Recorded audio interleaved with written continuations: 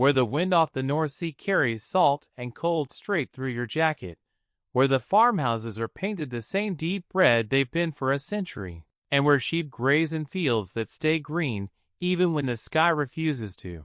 On a modest football pitch, barely more than a strip of grass behind a row of houses, a 5-year-old boy is chasing a ball he can barely control. He's already taller than most kids his age, hair almost white blonde, and he never seems to stop moving. On the sideline stands his father, arms crossed, watching in silence.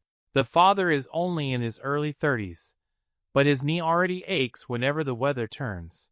He couldn't have known it then, standing on that sideline, but the boy chasing the ball in front of him would one day carry his unfinished dream farther than he ever managed to carry it himself. Stay with me to the end, because this isn't just the story of a goal-scoring machine. It's the story of a father's dream that refused to die. It simply changed bodies. This is the story of Erling Haaland. Erling Braut Haaland was born on the 21st of July, 2000, in Leeds, England.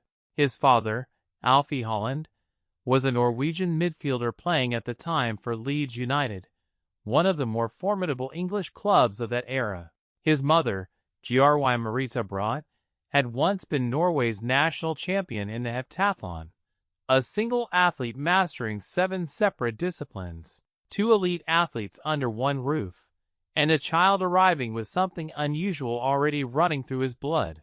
His first breath was drawn in England, but everything underneath that breath was pure Norwegian stock. Just weeks before Erling came into the world, Alfie had already signed with Manchester City, and shortly afterward the family packed up and moved north from Leeds to Manchester. Alfie was 27, a tough, tireless defensive midfielder, and City's supporters had taken to him quickly. Then, almost without warning, his career came to an end, not with a dramatic collapse, but quietly, the way so many footballing careers actually do. He assumed, for a while, that this was simply how his story closed. Alfie packed up and went home, back to Bryn, the small town on Norway's southwestern coast where he'd grown up. He was exhausted in the way only a professional athlete's body truly understands exhaustion. In that quiet, unhurried town, he started over. He opened a modest construction business, building houses for local families. He raised his children, and on the weekends, without fail, he drove his young son down to the football pitches scattered around Bryn. Bryn itself is barely a dot on the map, a town of roughly 12,000 people. At 5 years old, Erling joined the youth academy at Bryn FK, the very same club where his father had once laced up his boots. Same pitch, same weathered wooden clubhouse standing at the edge of the grass. His father had once been the boy running across that field. Now it was his son's turn. His first real coach was a man named Alf Inge Berntsen, someone who had spent years working with children in that academy and had, by then, seen more or less every type of young player pass through. But this particular boy caught his attention almost instantly. He wasn't afraid of anything. He didn't care who was watching from the sideline, and he didn't care how much older or bigger his opponents were.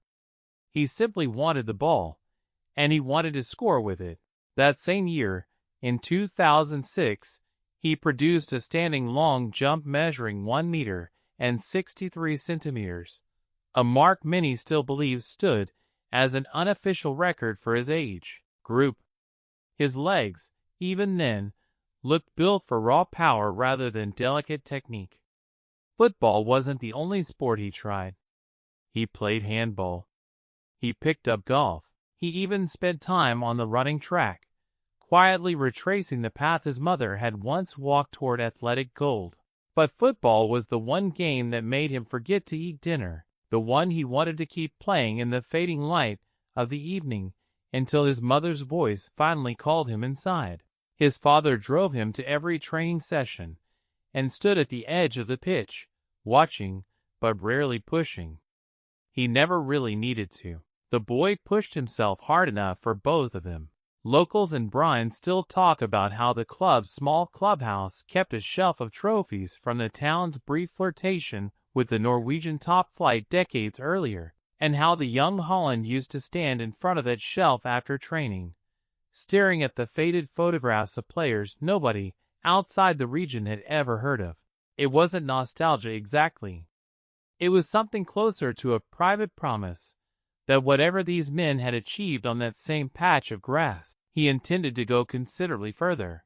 He said he wanted to win the Premier League with Leeds United, the same club his father had once represented. He said he wanted to earn more caps for Norway than his father ever had. He was 17 years old, and he already believed every word of it. Norwegian football, it has to be said, is a small and largely overlooked corner of the sport. Modest stadiums, modest crowds, the kind of league that rarely registers on the rest of the continent's radar. In 2015 and 2016, while Haaland was still just 15, he played for Brine's reserve side. In only 14 matches, he scored 18 goals. 18 goals in 14 games, at 15 years old, and people finally began to take notice.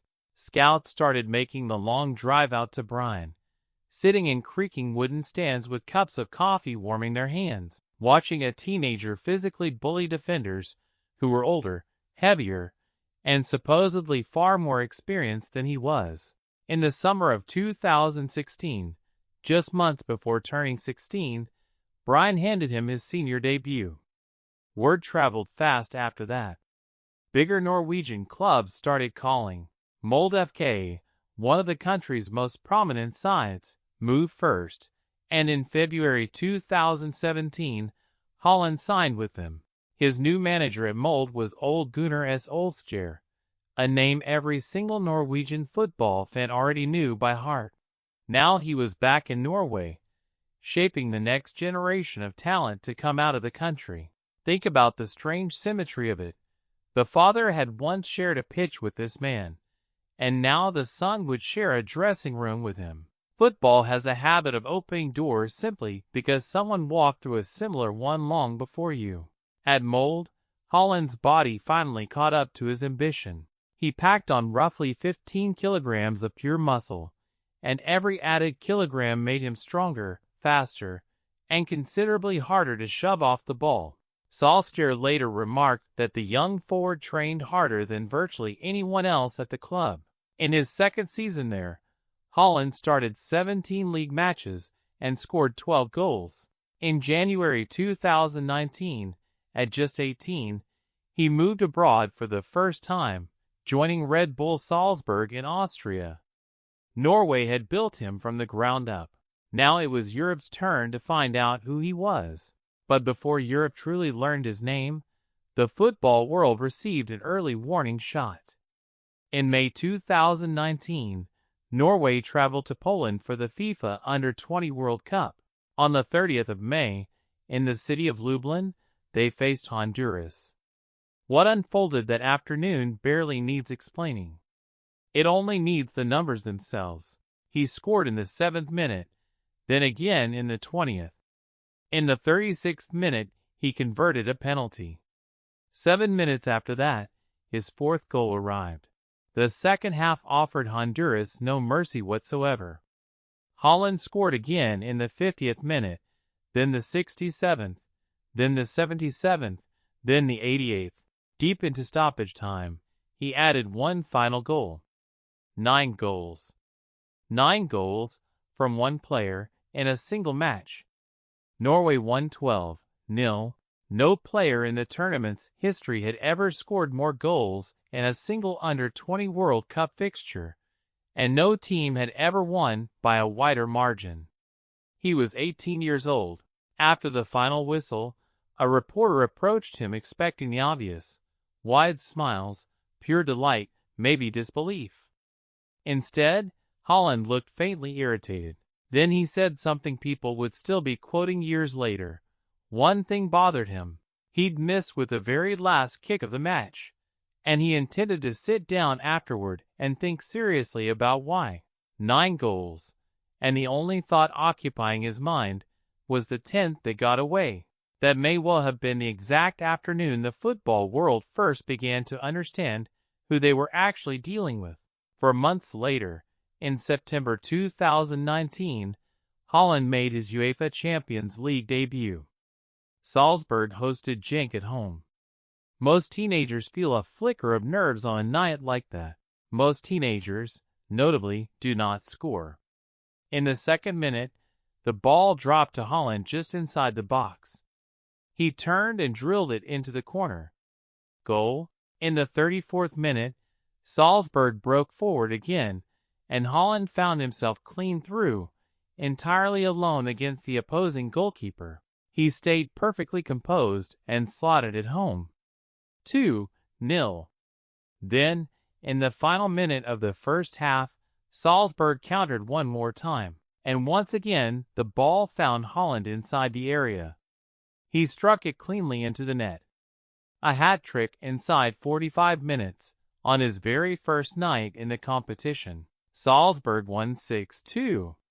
No player before him had ever scored a first-half hat-trick on a Champions League debut. Europe had been warned. Now it was watching closely. In January 2020, Haaland signed with Borussia Dortmund, one of Germany's most storied clubs, a team draped entirely in yellow and black. His debut came off the bench against Augsburg. He came on midway through the second half, and roughly 20 minutes later, he already had a hat-trick that patterned more or less defined his 2.5 seasons in Dortmund.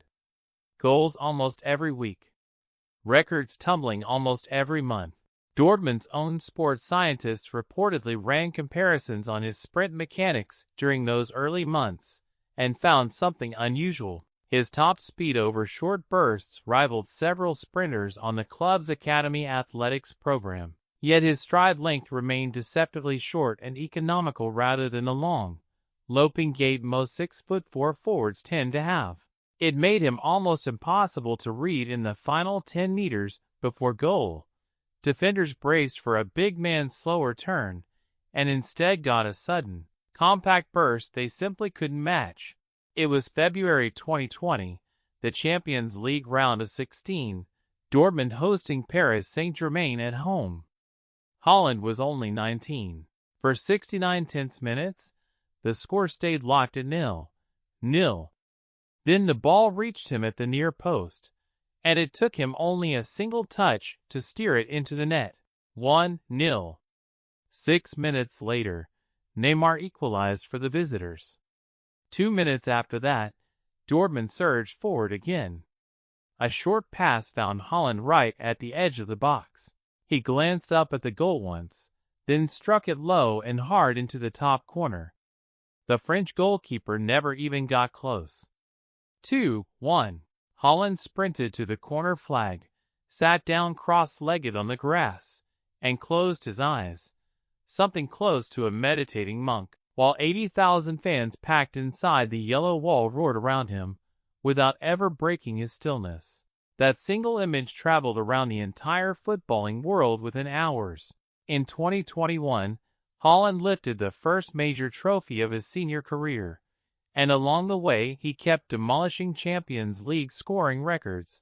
Fastest player ever to 10 goals, fastest to 15, fastest to 20.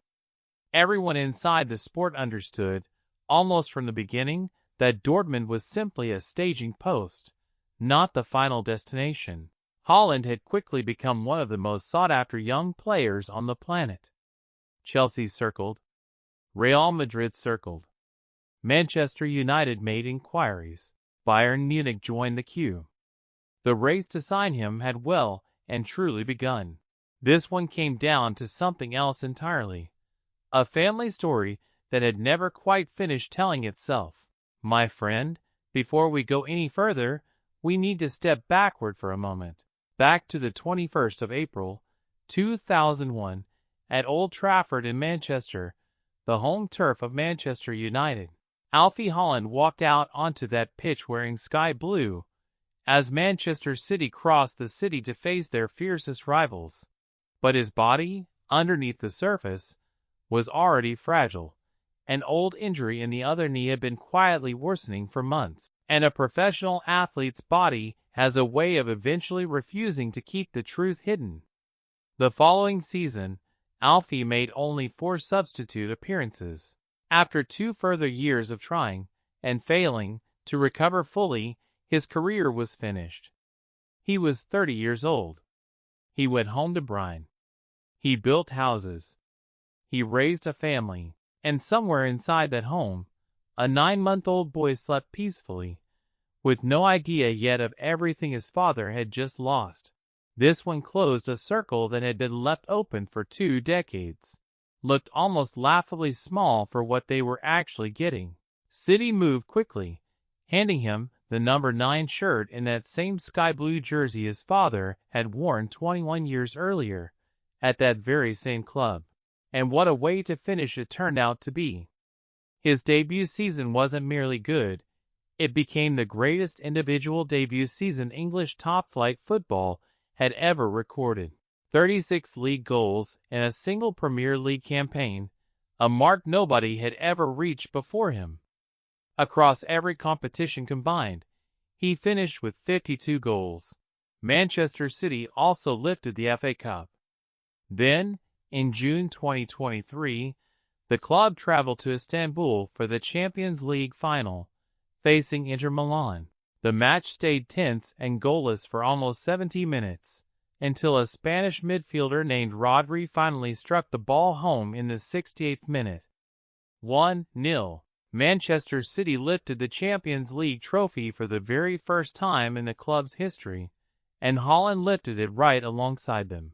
3 trophies in a single season, the Continental treble. Only one other English club had ever managed that particular feat before, Manchester United, back in 1999, under Sir Alex Ferguson, with Ole Gunnar Solskjaer among the players who made it happen. And yet one dream still refused to arrive. One shirt had never once carried him to where he truly wanted to go. Norway. His own country. The country shaped by that same cold North Sea wind. Norway hadn't reached a FIFA World Cup since 1998, before Haaland was even born. Alfie himself had reached the tournament exactly once, back in 1994, in the United States. For years, Haaland carried the entire weight of Norwegian football on his own shoulders. He scored relentlessly. He broke national records. He became Norway's all-time leading scorer while still barely into his 20s. But one stubborn record refused to budge. Norway still couldn't qualify for the World Cup. 28 years is an unusually long silence for a footballing nation to sit through, and Haaland wanted, more than almost anything else, to be the one who finally broke it. My friend, one quick note before we continue. This story is being told while the 2026 World Cup is still unfolding. On the 5th of July 2026, Norway faced Brazil in the round of 16. But Norway had one particular weapon nobody else could match: Erling Haaland.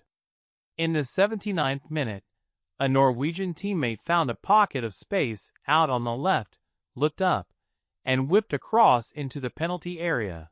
His forehead met it cleanly, and it dropped down, past the goalkeeper, into the net. Norway won, Brazil 0, some of them openly in tears. Brazil pushed forward desperately in search of an equalizer, and that urgency left gaps behind their defensive line. In the 90th minute, the very same teammate found Haaland again, this time just outside the box. He took a single touch, opened his body slightly, and struck the ball low and hard. The 5-time champions were now staring straight down the barrel of an early flight home. In the closing minutes, Neymar pulled one back from the penalty spot, but there simply wasn't enough time left on the clock. Seconds later, the final whistle sounded. Norway had beaten Brazil. And then, my friend, Norway celebrated in a way only Norway really could. Exactly like men rowing an old Viking longship across open water. Haaland walked over toward them, was handed a drum, and struck it twice with his left hand. The crowd answered him as one single voice. Row, the Viking row, an ancient image pulled straight out of Norwegian folklore and recreated live on football's biggest possible stage. Brazil were heading home. Norway were rowing onward into the quarterfinals. That same North Sea wind had somehow reached all the way to New York.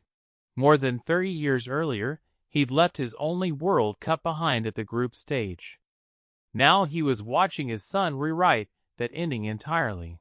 A boy from a village of 12,000 people, representing a country of barely 5 million, standing shoulder to shoulder with the greatest names the sport has ever produced.